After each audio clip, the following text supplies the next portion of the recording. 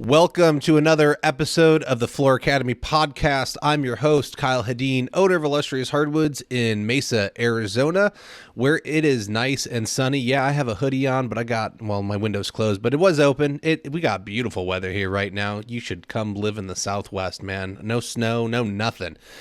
Let's see. We're here because I want to get you from playing contractor to running a business. A lot of us get into being a flooring installer. We see big dollar signs. We leave whoever we're working for. We start our own company and we continue to be a flooring installer instead of a businessman. So I'm here interviewing other professionals throughout the industry, and we talk the business side of things, because you can't continue being an installer. You have to become a businessman when you own a business, and flooring installation is the last part of your job. The marketing, the sales, managing people, those are all things that come way before installing the floor. So we're going to talk about a little bit of that today.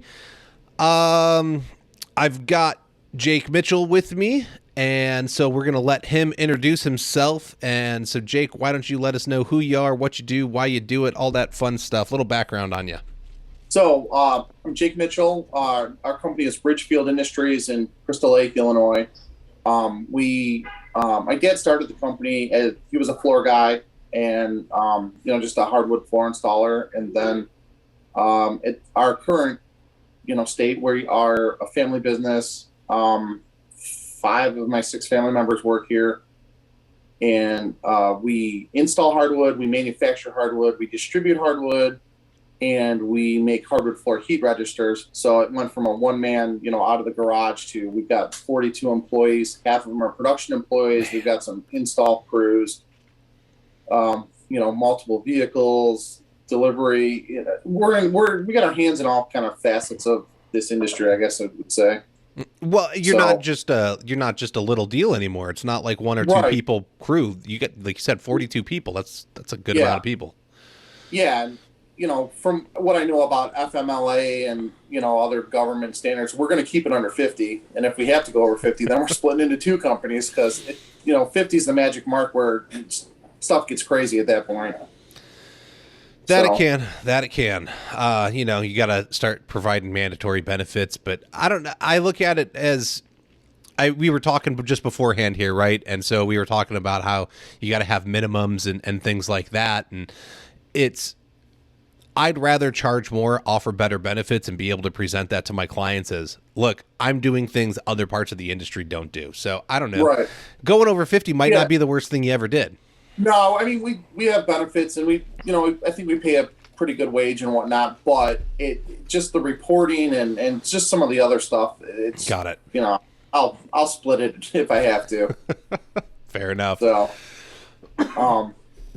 but yeah, I guess first question there. Yeah. No. Okay. So essentially, we got into this because I had it's funny because I was talking about my buddy Josh Hansman on last week's episode, and so he had brought up a question in one of the groups about, like, how do you monitor employees? How do you do this, that, the other thing? And I was like, hey man, do you want to talk about this and like get into it? He was like, nah, I'm just like, I'm the employee. I'm not the owner. Like I'm not the expert there. And I was like, okay, let me put this out there, see who I can find. You stepped up, you said, hey, I got this going on. And so that's really what I want to get into is, I've talked about it a lot of times on the show that, once again, as when we're being the flooring installer, we don't look at things the right way. And so we have to step back and look at it from a business perspective. And I think a lot of people forget that the large corporations that exist all came originally from small businesses. Those systems, those processes, the structure, being able to build and manage teams. They all started off small. Nobody starts with 10,000 employees overnight. It just doesn't happen, right? So you have to start this thing and grow it. And I think people forget that. And so at some point, you had to put employee regulations in place. And I don't know if it was while your dad was kind of running things, while you were running things, but like, let's dig into kind of where they came from, why they came. A lot of them came just, via osmosis. Like the first work comp audit I ever did, we ended up getting a bill for like $20,000 because I didn't know what I was doing. I mean, I argued it and, got it down to about $1,600, but I didn't know what I was doing. And, there was no one there to help me. Mm-hmm. And, nobody at the work comp company was going to tell me how to lower my bill. So I had to figure it out. So, it's, that's not necessarily a regulation, but a lot of it, you learn in this industry because you've never done it before. Mm-hmm. Before we had delivery trucks, I never needed a DOT number. And now, now I'm versed in DOT inspections and numbers and the unified carrier filing, every year. And it's all stuff that if you don't have to do it, you're not going to know about it. Yeah. So when you're just an installer or working for someone else, you don't know about any of these regulations or the needs for them or, any of the bureaucracy or, anything the government wants you to do, needs you to do, or whatever. It just comes about once you have to do it, then you got to figure it out. And that's a lot of how this industry, or I guess starting any business would be really. Yeah. So I'm assuming like a lot of the stuff, if you're saying like you had a workman's comp audit, like if they came in, was it you weren't matching, you had the wrong kind of stuff, or you weren't having like the proper signage up for like you need this sign over here saying these things? Like what happened? No, it's so in Illinois, and workers' comp is different in every state. So in Illinois, it's fully off payroll. Installers pay, I think we pay like 16% of, into work comp. The production employees at 9% goes into work comp. The delivery drivers like 7%, and it's based off like how the probability that there's going to be a claim. Yeah. So they estimate it off your payroll for the year, and then at the end of the year, you send in your numbers. They tell you what they charged you, and they figure it out. And any subcontractors you use have to have work comp. If they don't, then you have to pay the work comp on them. Mm-hmm. So that's where the $20,000 bill came from initially, because our subs have insurance, but I didn't know that I needed to turn in their certificates. Got it. So, but it's, it's, I don't want to say a battle, but it's a fine line of you got to estimate it so that you don't get a giant bill at the end of the year. Yeah, I've been fortunate that like I'll bring people on and pay this big amount because I'll guesstimate their pay high, and then they get fired and leave, and so I've gotten a refund every year, which is great. Yeah, no, that's cool. Yeah, I get it. Like it's tough because you're like, well, okay, so especially with 42 people, you're looking at how much am I going to pay out in 42 people, and we have to grow, so now let me add 5% onto everybody, and like a lot of work. Right, and then, and then an installer leaves or something, or somebody who's making some decent money leaves, and then it all averages out, or we try. I would assume so. Yeah. Yeah.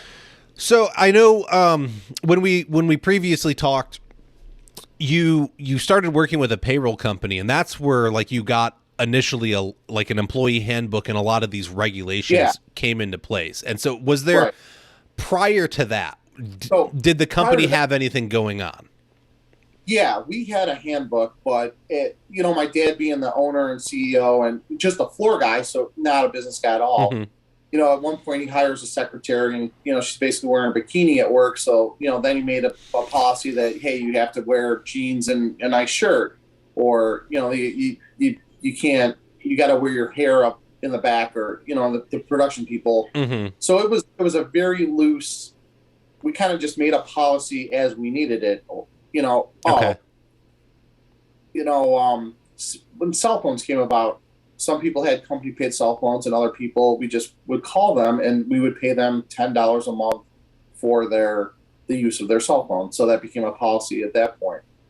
But when we currently use Paychex for our payroll service, and I am very happy with the service I get and the people. And I pay for it, but it takes a lot of the legal or the stuff that's required off my shoulders. I'm not fretting at night wondering if I paid the right people's tax amounts to, state or federal government.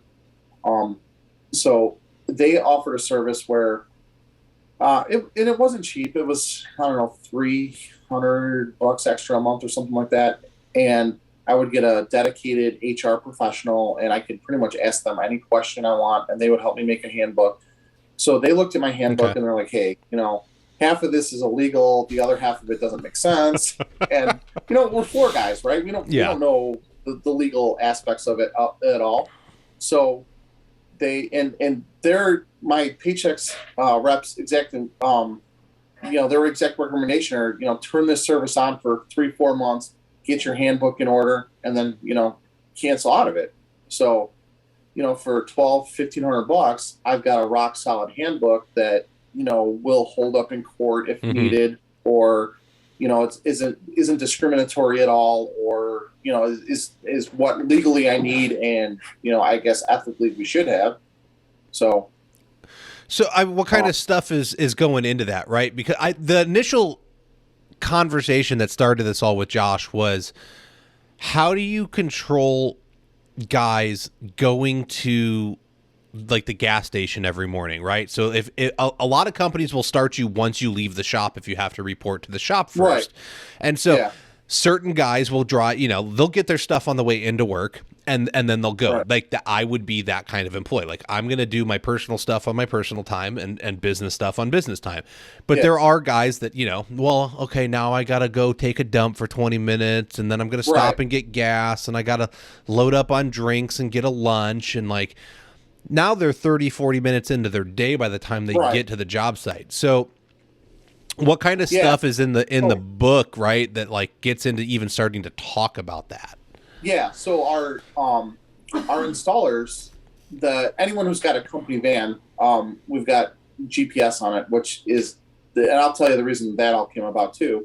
But it basically the policy is you get paid once you get to the job site. So the only we do a couple of jobs a year up in Madison, Wisconsin. It's like a 2.5 hour haul. Mhm. So we will pay them for some windshield time for that. But anywhere around Chicagoland, do whatever you want before you get to the job, but you're getting paid once you get there. So, and it's now that we have the GPS, and I don't check it every week, but I'll spot check it, and it's it fairly accurately matches their time cards. But the way the GPS came about is, we were, trusting everybody and whatnot. And fellow friend, he's a general contractor.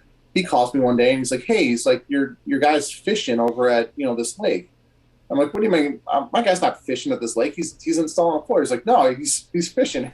Sends me a picture of the van and the guy, and I'm like, "What the hell? This isn't gonna happen."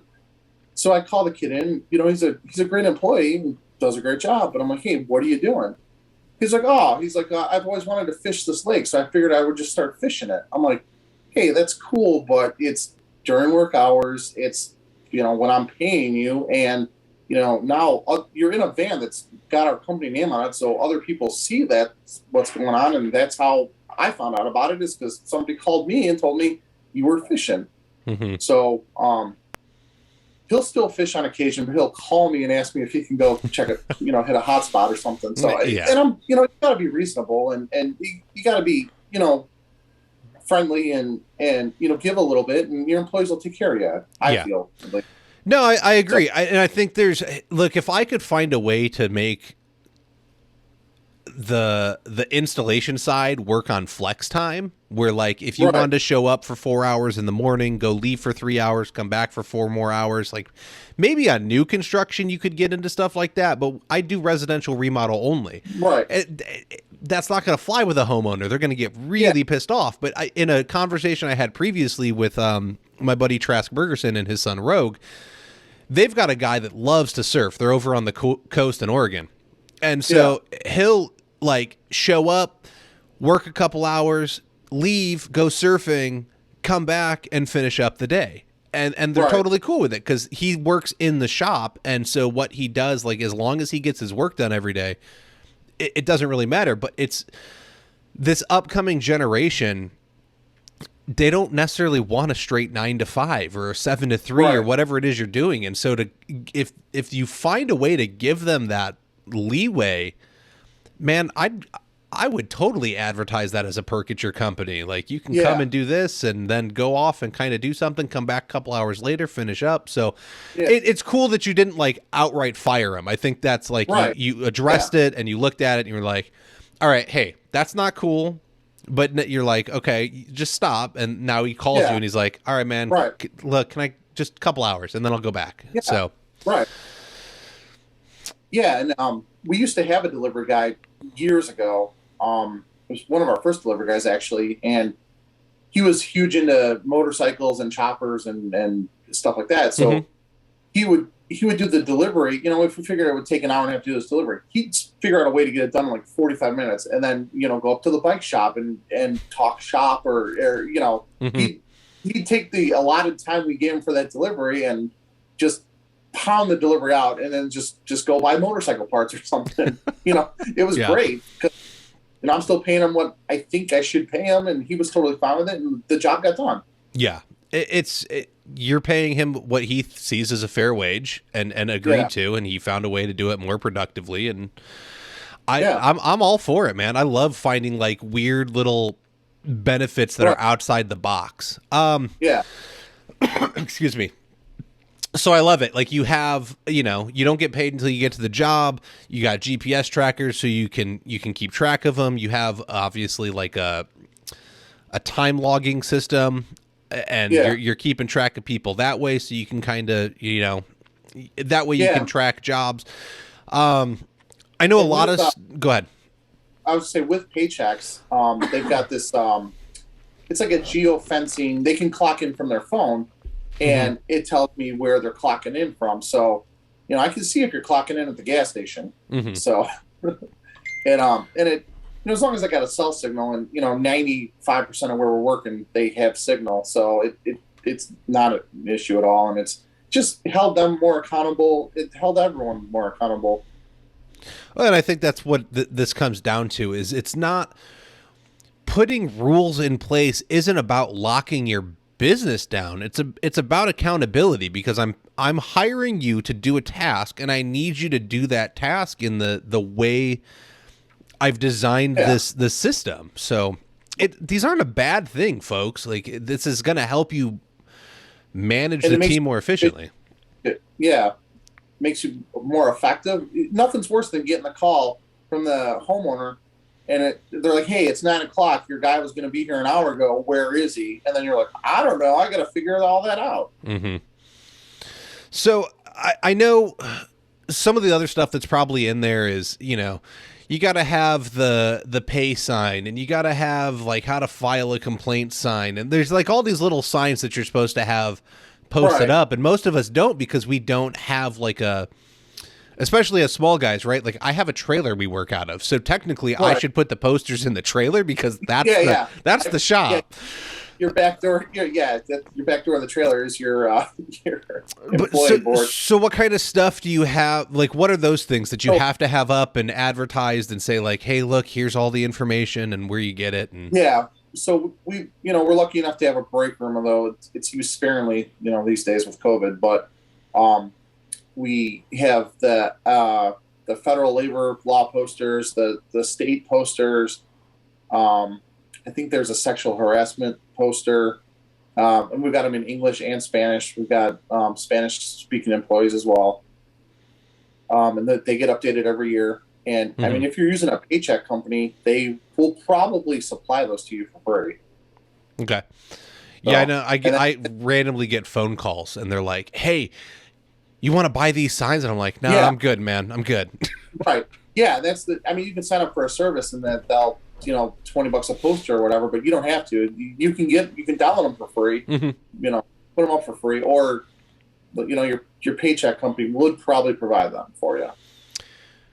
Um, how was, like, before you started putting this stuff in place? Was there like a solid attendance policy that you had, or was it like, you can kind of come and go as you please? Like, if you get too many, I'm just gonna arbitrarily fire you at some point, because I'm assuming Yeah, now in the handbook there's like right, solid, like, don't do right, this stupid stuff. right. It was pretty laissez-faire. Like, you called in today, whatever. We'll solve it tomorrow. And now it's, if you no call, no show, you get, warning, do that again, you get written up. Third time, then we could fire you with, and again, firing and hiring it's totally dependent on the state. We in Illinois, you can fire anyone for no reason at all, or you can give them a reason if you want. But so definitely check with your state, or maybe sit down with an attorney and just for a few $100s, you get a real good sense of what you need, how you need it, and why you need it in your state. Yeah, and I totally agree. I think talking with the expert anytime is always going to be worth your money, just to make sure you get it right. What I can say is, even if your state doesn't require you to have a reason, which Arizona doesn't, it's a right to work state, I would document everything. And this comes from my time back when I worked at UPS and like low level management, because all of the employees there are union. Yeah. And you're not getting somebody fired from the Teamsters if they don't want to be fired. Right. Like, it could take you like years to make it happen. But the thing I learned was document everything. If you chat with the employee and you do, a training with them for 10 minutes, write down what you trained them on, and you sign off on it, they sign off on it. You go and you have to reprimand them for something, you write down why you're reprimanding them, have them sign off, and you sign off. Document everything. Right. That way, if something ever comes up, you can just throw it down on the table and say, this is why they got fired. I've talked to them about being late 15 times in the past 45 days. No, I am not paying, unemployment for them because it's right here in our regulations. This is unacceptable behavior. That actually, it's funny you bring that up. We actually did that. We had a maintenance guy that, just started coming up with his head hurt. His car wouldn't start. He had to take his girlfriend to the doctor, and it was literally like 4 times a week. And, he was maybe putting in 10, 12 hours a week. And finally we let him go. And thankfully our office administrative, or assistant at the time, she kept a spreadsheet. My dad had told her, she's like, hey, anytime, this guy calls in with an excuse, write down the date and the excuse. And, 3 months later, we go to fire him, and he's like, well, I don't understand why I'm being fired. And, we produce a 6-page Excel report. But, on this day, you had to go to, the doctor. On this day, you took off because your kids were going to Great America. On this day, your car wouldn't start. And he just kind of looked at us. He's like, I think I might have a problem. Yeah, go get your life, figure it out. Yeah. And, so yeah, documentation will, save your ass basically. For sure. I mean, it's not just for you, it's for them, right? Like, they can see this file building, and maybe it's all positive things. Maybe it's all trainings, right? But this kind of goes into some other conversations that I've been having on the podcast lately about working with people, having an actual training program, not just, going by the seat of your pants, running this business and trying to train an apprentice. Like, come up with a solid system of like, this is how you reach the different milestones. And do you have stuff like that in your employee handbook? Milestones and goals. By this time, you should be able to do this, this, and this. By live. Hey, here's my dad right now. How you doing, Mr. Mitchell? I'm doing good. Good. All right.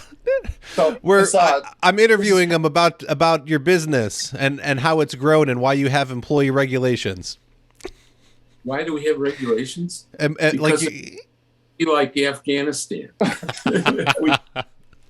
Now's where you're going to want to cut that live feed off. No. Totally. That's awesome. All right. What do you need? I need my computer, my cable that Steven stole from me to charge me. All right, hold on. You got it, man. All good.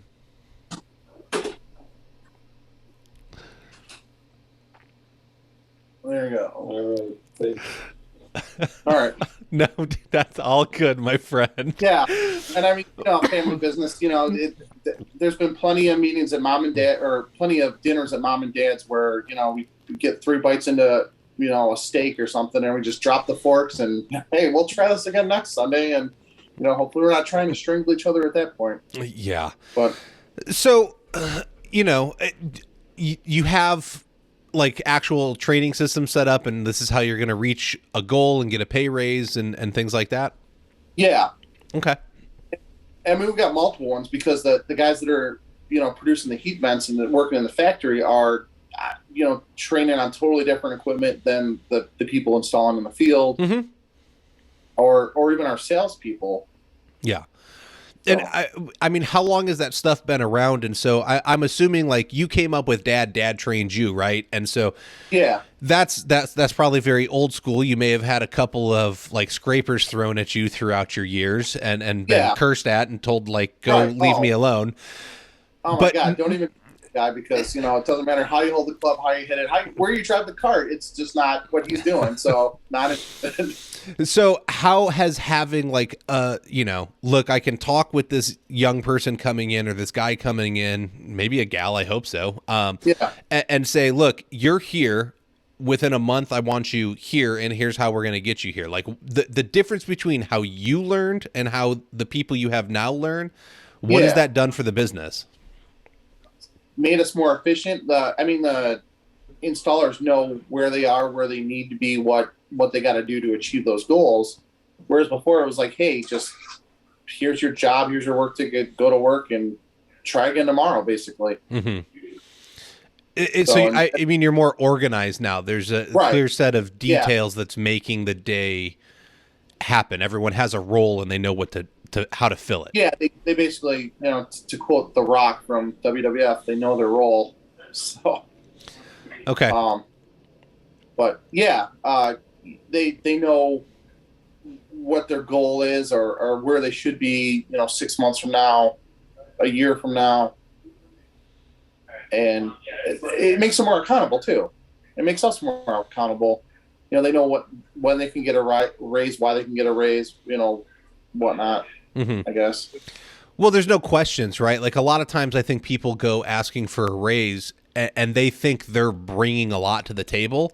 And maybe they are, but they don't know how to articulate it. And now somebody can come to you and they have a clear set of like, hey, man, I made all these accomplishments and I'm doing this stuff over here. Right. Yeah, exactly. I had one guy, it was, typical millennial that he couldn't get out of bed and he was working in the shop and, he came to me, he's like, I've been here a year. I should I get a raise now. Right. And, I ran a time report. I'm like, hey, there's, you should have worked 2,000 hours in a year. And, that's what you should have worked if you've been here a year. You worked 378 hours. So, you haven't accomplished anything. So, I kind of got him on track to, hey, you're going to learn this, this, and this. And, as you put in some time, then we can get you a raise. He didn't last, but, it's just, it's just the typical, I don't know, kid that doesn't want to work. Yeah, they want the reward without the effort, which exactly.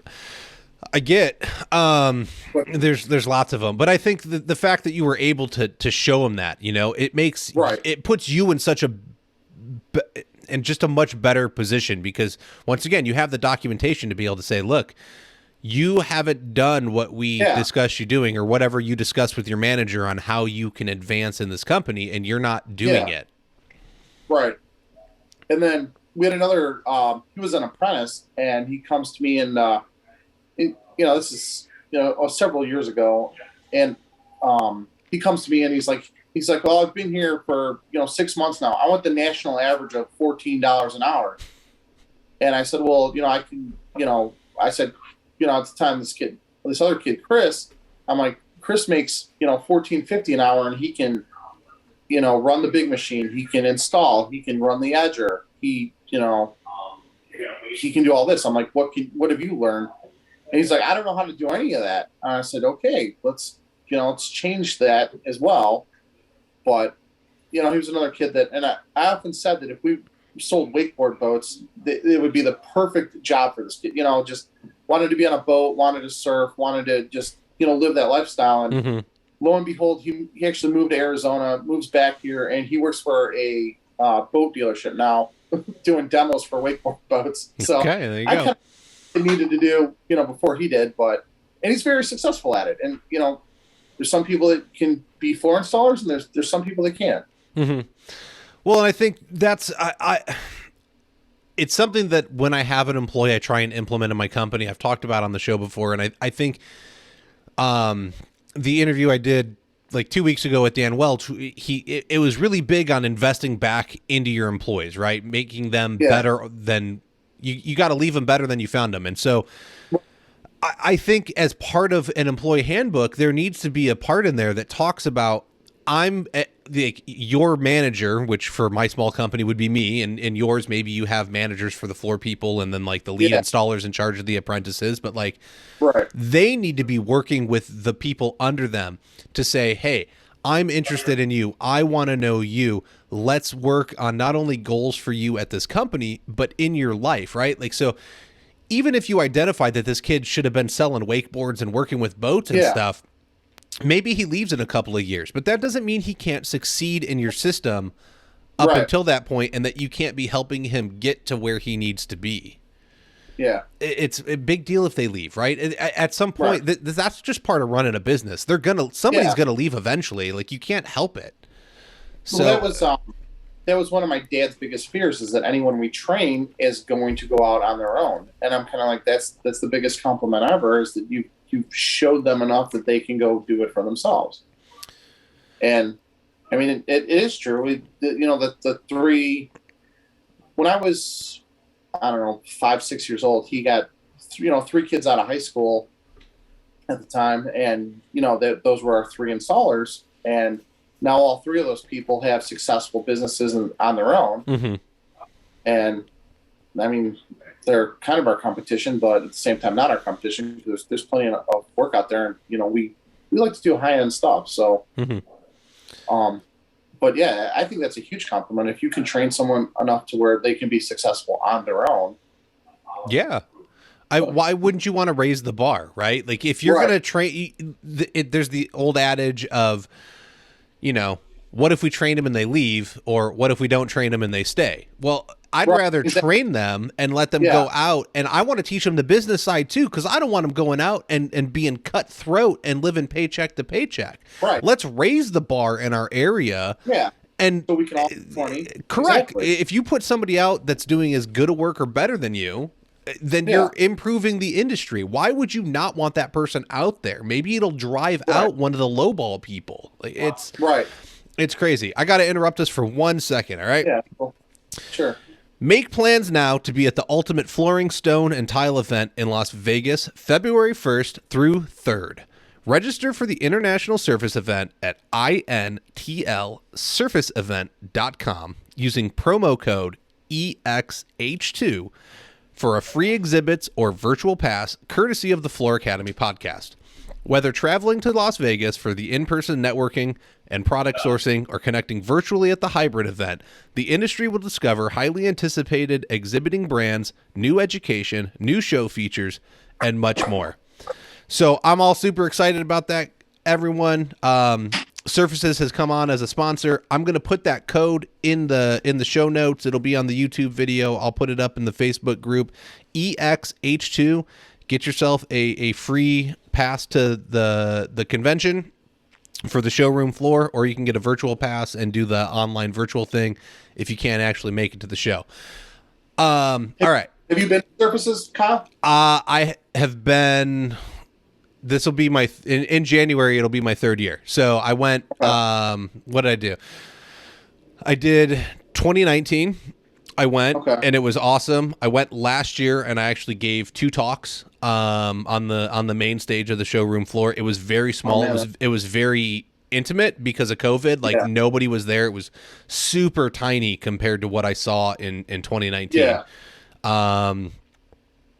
No, sorry, 2020. In 2020, and then this year was 2021. They moved it from January to June, really small.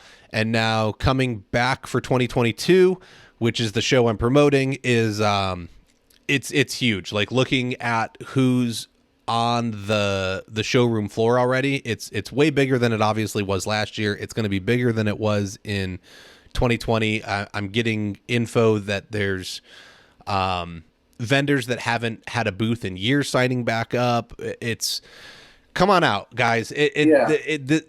the networking that'll happen, the products you can learn about, like, it is an absolutely great time. You will not lose money by attending this event. Do not think that if you shut down your business for a week to attend the event, you will lose money. You will make it up on the back end, guaranteed. Yeah. All right. That's something I had. I don't want to say maybe an issue with the like the hybrid events or the NWFA did. It was all virtual, right? Mm-hmm. Well, the problem is when I'm at the NWFA show, I'm there, I'm focused. I can't run the business here. I'm there, I'm in the moment. Yeah. But if I'm doing it over Zoom or whatever, people can walk in the office. I'm still here. I'm doing the day-to-day crap here, so I'm not involved in anything, not here or there. So I didn't get much out of that, but yeah, the in-person events and something like Surfaces, it's going to be huge this year. Yeah, no, they're going to be great. I like that the virtual events exist and that they're like getting with technology. I understand 100% where you're coming from because I'm on the floor. Like, I don't want to be looking at my phone and trying to get into this session and then like I got to leave it plugged in and leave it on because it's a video session that I can't close it, and there's too much going on that I can't focus. And yes, all of the stuff is, I think the advantage is that everything's recorded. And so you can go home at night and you can look at a session, and then the next day you can look at another one, and like you have access to it for a long time. It's not going anywhere. Right. So that's the nice part. So I think the technology plays a role, but I don't think you get the experience that if you're there. Correct. As human beings, we're made to interact with each other like that. We're just built that way. And so that's the point to go. Like I say it all the time, and we're getting off topic from the main topic, but I'll always promote getting certifications, but it's not about the piece of paper that says you have the skill. That's great for marketing your business.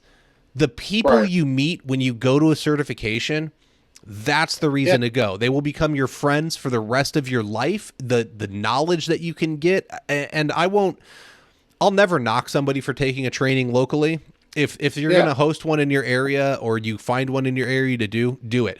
But I would tell you, I would pay the extra money to travel out of town to do it, because you're going to meet a new group of people. You're going to get ideas from, let's see, the certification I did, there was Florida, there was Utah, Vegas, Wisconsin, Oklahoma, Texas. Like, there was guys from all over the place, right? And so you get this melding that happens, and everyone's like, well, that's not how it works in my area. Why would you do it that way? Well, I do it this way because it really gets the ideas going, and then everyone can kind of start comparing businesses and like just the conversations that happen. That's why you go. That's where you make your money. Oh, 100%. Right before it was like October of 2019.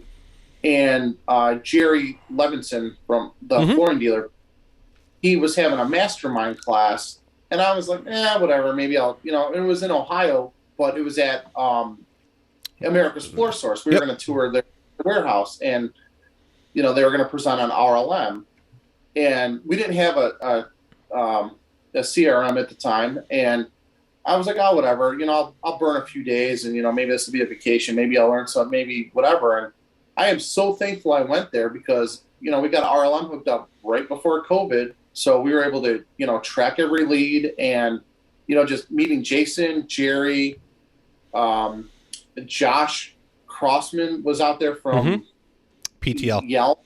Yeah. Yeah. He's been on your, so, I mean, and we had previously talked, I mean, me and him go as far back as an NWFA listserv like 15 years ago, but, we had never met in person. So, and then Rachel Berlin, Eric Herman, just all these people. I mean, I'll call them today with an idea or, an issue or, hey, how do you do this? Why do you do this? And I never expected that at all. And it was great. And I mean, that wasn't even a certification. That was just, a bunch of guys and girls getting together and just talking about the industry. Yeah. And someone in that class, said this quote, and it holds true. He's like, I love this business, but it sucks. He's totally right. Yeah. There's highs and there's lows, and it's just, but it was just, I mean, I never expected that, like, camaraderie or, or just that whole social networking aspect of it. And it was great. Oh, it totally recharges you. Like by the Yeah. time we were talking earlier, I've talked about it in the group, I've talked about it on the podcast. Like this year has not, well, it's not this year. Sorry, this is the first episode of 2022. So 2021 was not my year. And like I sat around depressed and moping and feeling sorry for myself for months for the most part. And being able to go to Surfaces in June really helped recharge me a little bit and brought back some of the passion that I was missing, because I was able to go and interact with my friends. And I think that's one of the hardest parts is I'm trying to grow a flooring community in Arizona. And so I have a local Facebook group I've started. I'm trying to get people in it. I've been hosting events every month since June, and we're trying to get people together once a month. I get like 8-9 people. There's, you know, a consistent 4 or 5 that kind of like switch out. Maybe they're not there one month, they're there the next month. And so it's happening. But for the most part, most of my friends that I interact with on a daily and weekly, monthly basis, they're somewhere else in the country. And so like being able to go to these events, man, that's the time that I really get to go be with my friends and see them and actually hang out and have good like in-person communication. Because it's cool to chat on the internet, it's cool to talk on the phone, but there's nothing like getting together in a room and having some food and drinks with your friends. And so just getting to these events, it'll totally recharge you. I think the best example that I have is my buddy Dan Churchill down in Florida. Like he was ready to quit the industry. Right, he was done. He was pissed off. He hated the people that he worked around. Like nobody had passion. Nobody wanted to do anything to standards. Just nothing. And by going to the CFI class for hardwood and laminate with me, his wife made him go. And he's now gone. So he got his CFI hardwood and laminate. I know he's gotten at least his R1C1, I believe, for CFI for residential, commercial carpet. He's got his NFIC for natural fiber carpet goods, and he's probably working on getting his R2C2 if he hasn't already. Like his passion was reignited by interacting with people and seeing them in person and being like, wow, there are people that care out there. Like, right. And it's people that go to these events. It's the people that want to do it. They want you to be there. They want to show you things. They want to teach you. They want to share their knowledge. They want a better industry, basically. Exactly. The people that go to that's exactly it. The people that go to the events want to compete at the top of the industry and be at the top of the industry. They want to see it grow. They want to see it succeed. Those are the people I want to hang around with. And so like, I want to be the dumbest person in any room I walk into, and you can easily walk into any certification, training class, convention, and find the people and be like, I'm dumb, make me better. Yeah. And like, you will get raised up at these things. It's absolutely amazing. And at the end of the day, it's just going to translate to more dollars in your company's pockets. Yes, totally. All right. We could go that way. I don't want to go that way. I would love to, but all right. There you go. Surfaces. EXH2 is your code from Floor Academy to get a free pass to go see the convention floor, and or you can get a free virtual pass. Darren, in 2022, that's coming up next month. It is end of it's technically February 1st through 3rd. If you buy the education package, there is education events on Monday the 31st. So that costs a little extra. I will say that I know I have at least one talk. Maybe I have 2 on Monday. I don't know. I don't have an official schedule yet. I'm going to be very busy. I'm booked for 3 talks and 2 podcasts at this point. So I will be doing some podcasts for Tice on the showroom floor at their Tice TV lounge thing. So come find me. I'll be around. It'll be awesome. I'm busy with talks and whatnot, but I will be there. It'll be a great time. So getting back to it, I mean, well, let's do that. Are you sending any of your employees to stuff like this? Like, are you investing in it? Is this part of like the training and the regulations and whatnot? So we haven't done surfaces in probably 10 years. we've exhibited there before. Okay. And then the plan for NWFA was supposed to be in Milwaukee and in 2020. And I had a bus rented, and we were going to shut down the entire company for the day and take everyone up there. And I was so pissed off when they canceled that, because that was our shot to just get everyone. I mean, the installers, the production employee, like everyone, to see what that's about. And then they, moved it to Baltimore, and then they canceled that and moved it to Florida. So we just kind of bailed out of that one, just because I don't want to go to an event when there's almost nobody there. But we're going to go to Tampa, and I want to bring the installers. We haven't formally talked about it yet, but Milwaukee would have been easy because just get on a bus and go hang out for the day. Yeah. Well, are you sending them to any NWFA classes? But, yeah. 6 or 7 of us have gone to NWFA classes. One of my sales guys is I'm not sure what degree he's got, but it's up there. So we're all about extra education, advanced training, stuff like that. Do you get with your reps, have them come in and do trainings and stuff? Will you have like the Bona guy come in or Duracell come in and talk with your crews? Yeah. Well, the cool thing is the contractor specialist for Duracell is actually local to us. So we have him come in all the time. It's okay. You can shout out Toby. Oh, yeah. Okay, Toby. All right, yeah. We live like 5 miles apart, so it's good. And he helped us out. There was a struggling roller rink in town. They needed basically a screen and coat on their floor, but it's like 10,000 feet, and they're like, "Hey, can you help us out?" I'm like, "I got the labor for it, but if I can find a Finnish company." And I talked it around with Toby, and Duracell's owned by Sherwin-Williams, so they immediately stepped up and they're like, "Yeah, here's 20 gallons of 8 DuraClear Max," and we put it down. And Sherwin-Williams wanted it just for the whole marketing aspect of it. So it was awesome. No, that's great. That's the point of this stuff, right? Like, this is why you go to these. Now we're back to the other topic. This is why you go to these events. This is why you meet your reps. This is why you network, is that you can get involved with your community and truly make a difference. Yeah. It's so, I love it.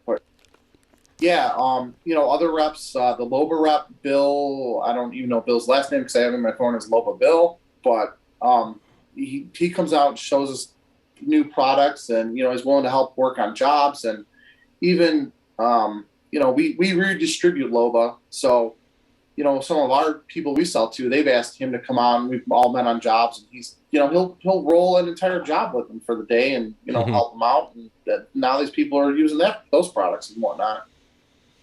No, I think it's totally important, right? You're getting your. It's one thing to have just this handbook that says, you have to clock in by this time, punch out by this time. Right. This is how you get overtime. This is how you file a formal complaint. This is sexual harassment, right? Like, you need that, right? You need that. But to go investing back in the employees and getting them the education and bringing in the reps, like, I think that's huge, because you're getting the people that make the product to come out and, whatever. Yes, they make the product and they come out and they teach you. And so it shows you not only care about the integrity of your company to your employees because you're investing back in them getting training, but you're building a relationship with that actual rep. And I think that goes a long way too. And it lets the employee build a relationship with them, and they understand who it is, and they're not going to be fearful to pick up the number and call the 1-800, or pick up a phone and call the 1-800 number on the back of the bag or the bottle or whatever it is. How many guys don't even know that there's a 1-800 number on most products they touch? Yeah. Oh, we get calls all the time. Hey, I put this product on my floor. How long does it dry for? And I'm like, look at, did you read the like, it's insane. No. There's instructions on every bottle, every can. You can Google it and look at the PDF too. And Mhm. I don't know, some of the stuff in this industry kind of blows my mind that way. That It's the thing for me is right. Like traditionally, men like it. The thing. Oh, we don't need yeah, instructions. I'll just like open it up and start putting nuts and bolts together. But I think that's what happens is you get. yeah, It's that old. I've been doing it 40 years. Well, maybe you've been right, doing it 40 years the wrong way. right, exactly. A lot of floor guys out here roll every finish, and up until recently, a lot of finishes never mentioned anything about rolling Hmm. finish. But if you're not networking with people, you don't know that there might be a better way. Yeah. So, all right. What what have you found like the biggest advantage? And I know we've talked about it makes you more efficient and things like that. But like really, what is the biggest advantage to you of having these rules, these systems, these processes all in place? Just besides it's more efficient. Like, It's more efficient, but I think it takes all the guesswork out of 95% of everything. Like, the employee doesn't have to wonder about when they get a raise or what holidays they get paid for, or what they need to wear to work, or what's expected of them. And we don't have to wonder if the employees wearing the right thing to work, or going fishing, or it just mhm. it just makes everyone, I don't know, I don't think accountable is the word, but it sets the expectation, I guess. And that way it's something you don't have to even worry about. No, And I like that because there's enough things on my mind, right? As the yeah, right. business owner, I'm thinking about the next 5 projects, how I'm going to get to the Yeah, estimate today. Am I going to get enough done? Is this kid doing what I want him to do the right way? The last thing I want right, to worry about is he going to show up with the right, like, the right shoes on? Is he going to right, not wear the Metallica shirt with like Satan on it today, or right. whatever He's it's gonna going to put the be? Is he going to put the right wood in the right room? Yeah, I mean, there's plenty of things to worry about, and you don't need to worry about all the behind the scenes stuff. Hmm. And then, I mean, other things I found just going through business is you need a good accountant, you need a good insurance guy, and you should have a decent lawyer available. Not necessarily on retainer, but Hmm. have somebody you can call and bounce some ideas off of. Hey, this is going on. This might be happening, and just and not even necessarily for the employees, but we did a hickory install, and the guy calls me out and he's like, this board's defective, and there's a quarter sawn hickory board right in his living room, and this floor went jet black.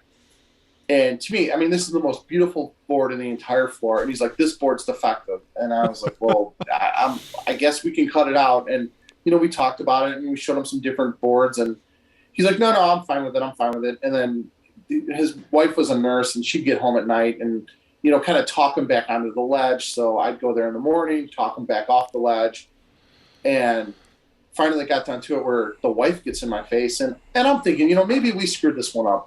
Hickory's not your floor. This is our fault, and we're just gonna replace the board. Hmm. She gets right in my face, and she's like, I spent 2 hours in your showroom looking at every hickory sample. I'm like, okay, so now you know what hickory looks like. This isn't our problem. This is just, you guys are a little nuts, but whatever. Hmm. So we agree to replace the board, and then he's like, all right, let's go look in the hallway. And we go down this hallway. It's got no lights. They're remodeling their whole house. He's like, this hallway's perfect. I'm like, the hallway's perfect because there's no lights. You can't even see the floor. And he's like, well, come into the bedroom. And he's like, this board doesn't look like this board. This board's different. It's So at wood. the end of, yeah, and I mean, the floor was, at that point, it had, one coat of finish. It was stained and had one coat of finish on it. Hmm. We had to do 2 more coats of finish, but we were going to replace boards if we had to.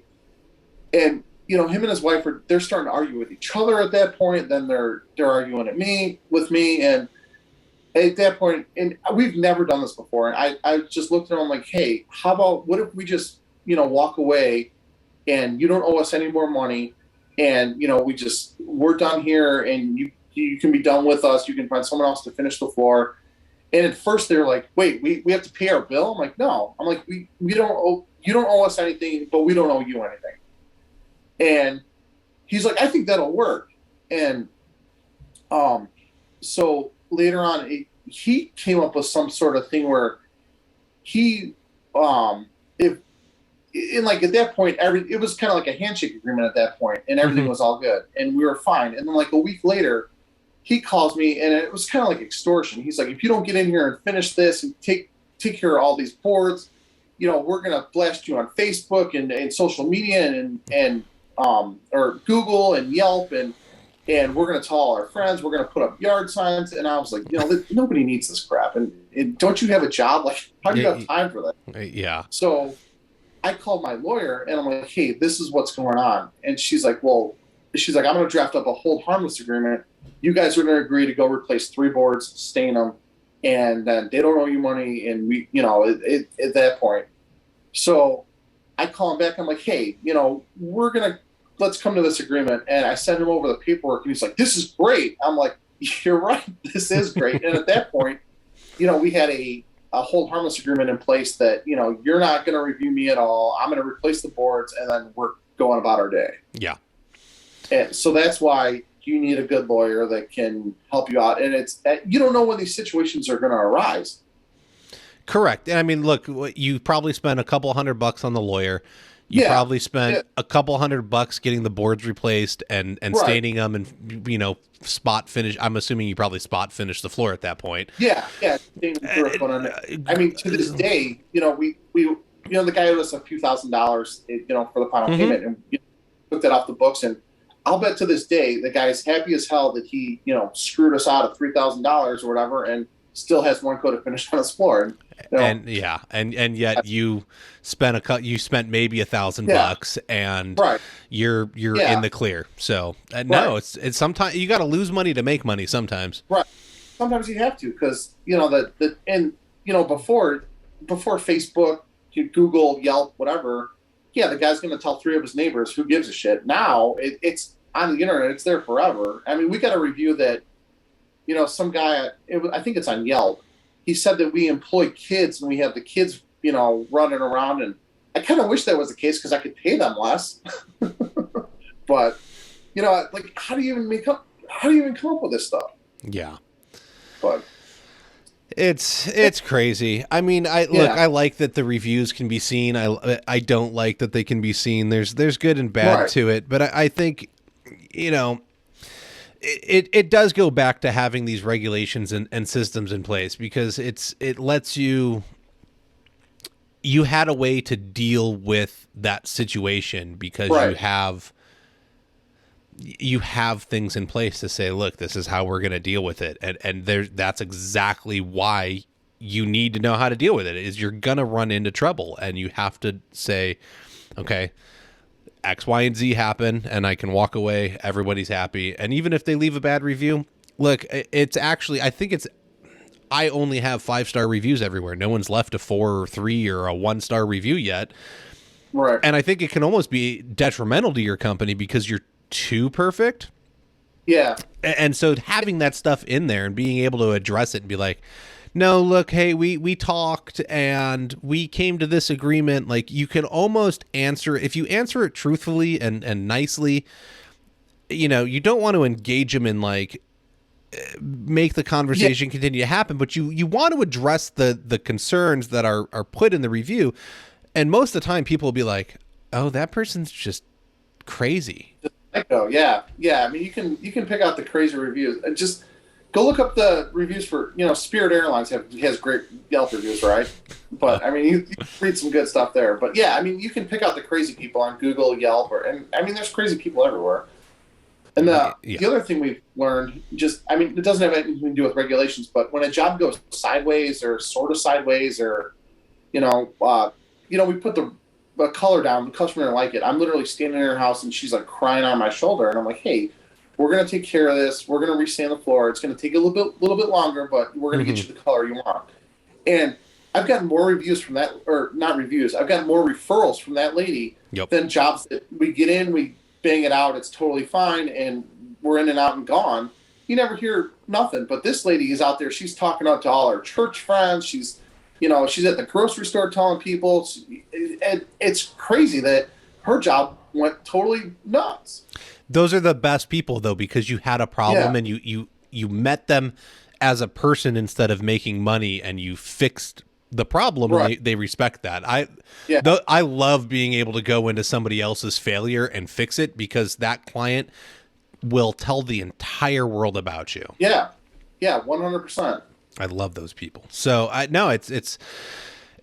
you can provide top-notch service all the time, but not get the referrals out of it until you have that project that goes kind of sideways. And so, yes, it's frustrating to have a project go sideways, but you need it to keep you on your toes and keep your business alive. Right.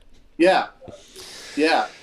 So, and that's, I mean, I'm sure you probably have people sign off on stain samples. I would assume you've learned that lesson by Right. now. And so she probably signed off on the sample, but at the same Yeah. time, like, she just didn't like it. Right. Exactly. That 3 square foot area, that's not the same as 1,500 square feet. Yeah. I mean, thankfully it was only a 200-foot room, but yeah, I mean, that's another regulation too that we have is you have to sign off on the stain sample. And you come to our showroom, look at all the stain samples you want, all you want, but the lighting in your house is different. The sun's going to come in at an angle. You might have different woodwork in your house. Your walls are painted different. It's got to get done in your house. Yeah. So, And I'm sure the lead guy is in charge of that. Like, he's setting them up, and he has documentation that gets signed off and turned back into you. And, right. Okay. Yeah. And I mean, we've done it before where, we had a guy, he's like, this isn't the color I signed off on. And I mean, we went to his house, we made a sample, and we had him apply the stain. And I'm like, is this the color? Is this not the color? And he's like, oh, no. He's like, no. He's like, I'm totally wrong. He's like, I'll pay for the resand. I'm like, all right, cool. But that's right there. Right. Crap. I'll pay for the resand. Okay. Yeah. Thank you. Yeah. And I mean, that was a 4,200 footer. So that was, that's a lot of money in stain and a lot of money in right. sanding. Yeah. A lot of time. Yeah. So, and if we didn't have that document that he had signed, and then, we weren't willing, he mixed the stain, and I said, hey, it's one part this, one part this. Here's brand new quartz. You mix it, put it on there. And he's like, yeah. He's like, I screwed this all up. Okay. And if we didn't have that document, it would have just been he said, she said. We would have yelled at each other, probably ended up in court, just wasted more time and more money. Correct. Or you're going to eat it, and that's not not eating $1,000. That's eating a couple thousand. And when you do that on job after job after job, you're not going to be around long. Money, because you're just treading water instead of moving forward. Mm-hmm. No, it sounds like you guys have built up, and you're in a really efficient place with everything you've kind of developed over the years, and like the extra money you spent, like you said earlier, right? Like, it may have cost you like $1,500, $2,000 to get paychecks to make the employee handbook, but how much money has it saved you on the back end? Right. We had an issue. One of the a female employee, and I'll hire whoever. If you want to work here, great. I don't care what you are, as long as you can do the job. Perfect. Great employee. And she comes to me and she's like, hey, look at this text. It's from Ryan. And Ryan's another kid that was working here, and it said something like, I want to have sex with you. And I'm like, this isn't right. And then she's just like, no. And he's like, I'll give you my paycheck. And then she's like, no. And he's like, I'll give you, 3 weeks of my paychecks. And I told this employee, I'm like, this is totally wrong. I'm like, I'll handle this. So I talked to this Ryan kid, and I'm like, what's going on?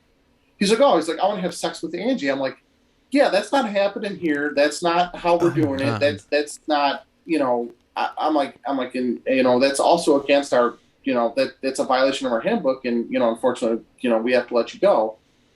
And this is one of those situations where he didn't have a car, he didn't have a license. So I'm like, hey, I'm going to take you to wherever you live. And it was an awkward drive, but, I had to run into the situation. And the handbook clearly said, that's not allowed. Yeah. And because of that, and I told her, I'm like, is this okay with you? And she's like, yeah. She's like, you got rid of the problem. She's like, we don't have any other problems. And, had I not done that, and have not had the handbook or a policy, who knows where that we could be in trial right now. Yeah. So, and nobody's got time for that or money for that. No, I'm trying to run a business. I don't have time to go to court and deal with all that nonsense, nor the money, nor No. Right. I Yeah. think that's a great example of why this stuff needs to exist. And look, this doesn't say, I like that you're willing to hire anybody, and I think we need more women in the trades, and especially in the flooring industry. I think they bring a lot of different perspectives and value when they do enter. And so the fact that you were able to stick up for one, and it wasn't like, oh, this is a man's industry, you need to suck it up Yeah. and like you just take Right. it. Like, no, Yeah. that's not the stance we need. Yeah. Right. Yeah. So no, I think that's awesome. It's a perfect example of how we can incorporate people and make it, an acceptable workplace for them. Yeah. Like, and the all nonsense inclusive- doesn't need to happen. Yeah. Right. It's one of the things that drives me nuts, and I just saw one probably yesterday, I think, is when everyone posts up the picture in the groups, and it's, some woman that has virtually no clothing on, it's sitting on a floor or set of stairs. Uh-huh. Oh, I love this work. Yeah. Grow up, dude. Like, there's other people in this group that are offended by that, and I'm offended for them. And this isn't Yeah. me being like mamby pamby Gen Z millennial guy. This is me saying, you all complain about how people view this industry, and then this is how you act. Right. If you want this industry to be respected, don't act like an unprofessional child. Stop Right. it. Show some Well, class.